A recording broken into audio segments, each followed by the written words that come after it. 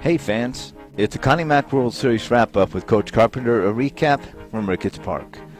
4 games took place today, with 3 of them being elimination games. This means it will narrow the field of 9 to 6 as we start round 4. In game number 13, we had the Colton Nighthawks and the Doolin Dodgers. What looked like might be a comfortable win for the Dodgers turned into one of the most amazing finishes I know that this broadcaster has ever seen. Doolin Dodgers did most of their scoring early, taking a 6-2 lead in the 6th, added 3 more in the 7th to make it a 9-2 ball game. But then it happened.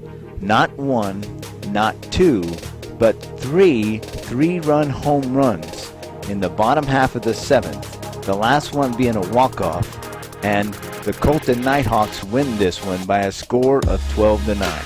Truly an amazing finish, and something that the Connie Mack World Series will probably never happen again, but it happened here in Farmington on this day. Game 14 was another elimination game between 2 Lone Star State teams, the UBC Nationals and the Texas Sticks. UBC beat the Elite Squad 15-7 to advance to game number 14. The Texas Sticks came from the winner's bracket side but lost their game to DBAT United 12-8, and that put them on the bottom part of the bracket. Texas Sticks scored in the first only to see UBC match it in the bottom of the first inning. UBC added 1 in the second and 6 in the third. After 4 innings, it was an 8-2 ball game. That was enough to prove to be the winner, as the final score in this one was 8-6, and UBC will advance into round 4. Game 15, the third and final elimination of the day, had the Florida Legends and the host 505 Panthers against each other. Both these teams came from the winner's bracket and lost their close games, so they had to fall into the loser's bracket, and that's why they're matching up. The Legends were beat in the 7th by the Redskins 4-3. It was a great game. They led the whole game. The Midland Redskins came back. The 505 Panthers played Southern Cal Renegades, but lost a close one 2-0. Florida struck first in the bottom of the first with a run. In the second, the host team tied it up, only to see Florida take a 5-1 lead after 4 innings. The difference in this game was the 505 Panthers loaded the bases 3 times in this game, unable to score 1 run, and loaded the bases 2 times with no outs and 1 time with 1 out.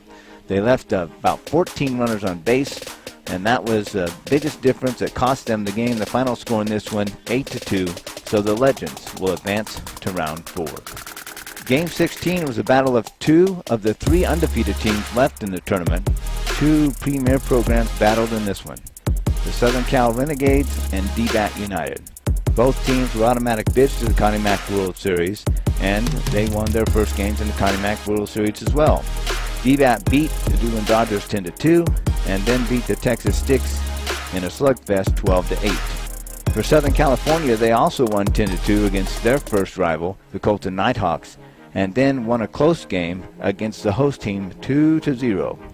DBAT jumped out to a 3-0 lead in the first, and Southern California answered with 1 in the bottom of the first. DBAT added 2 more in the fourth and 1 in the sixth. This one goes to DBAT with the final score of 6-2. Both these teams were undefeated, so both of them will advance into round 4, and there'll only be 2 undefeated teams left. So as we move to round 4, we have 6 teams remaining, 2 of which are undefeated, and that is the Midland Redskins and the DBAT United Ball Club out of Dallas, Texas.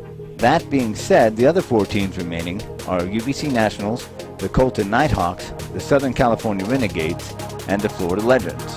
When you get into round 4, you have to look at natural pairings. If there's no natural pairings, you have to draw.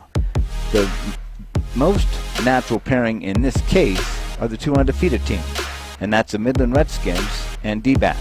And they will play each other in round 4, and they'll play each other in game number 19 at 7:30 tonight. The other teams had to draw, and what happened after the draw, game 17 will take place at 12 noon, and it will feature UBC and the Colton Nighthawks.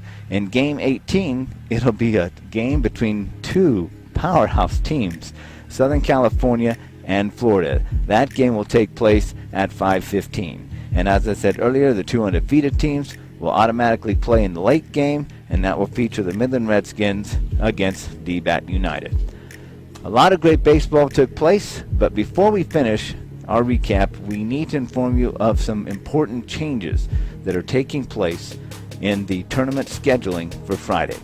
The championship game has been moved to Friday night from Saturday. It was originally scheduled to be played at 2:30 on Saturday afternoon. It's been moved to Friday night, and that game time for the championship is at 6:30.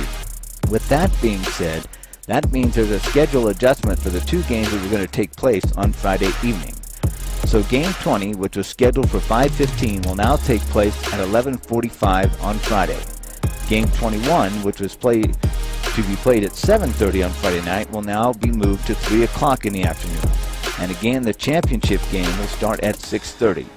In the event that there's an if game, that if game will take place on Saturday at 5 o'clock. As you can see, it was an exciting day at Ricketts Park. More great baseball coming up today. We invite you to tune in to each and every pitch here on KSJE. This has been a Connie Mack World Series wrap-up with Coach Carpenter, a recap from Ricketts Park on the Connie Mack